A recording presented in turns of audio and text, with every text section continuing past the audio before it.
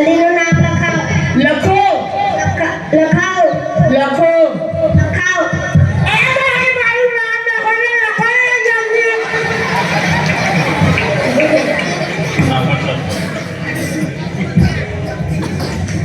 શું થયું ભાઈ? લાગવાનું છે ને?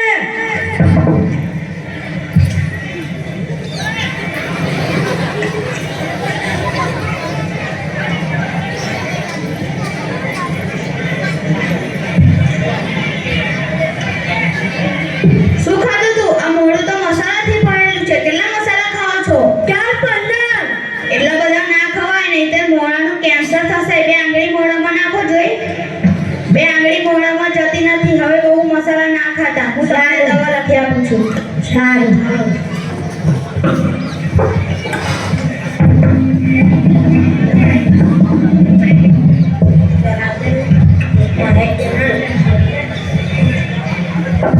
લે છગલા, 11 વાગે કોઈ ઘરાક ના આવ્યું?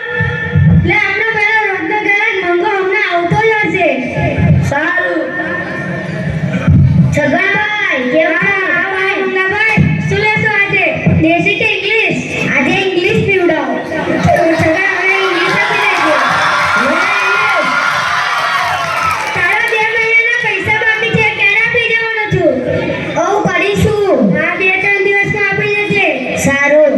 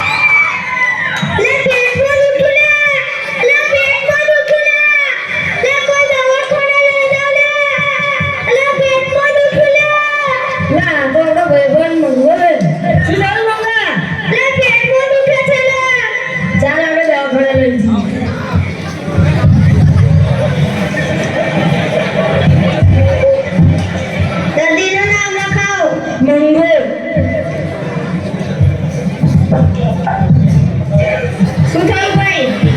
પેટમાં દુખે છે.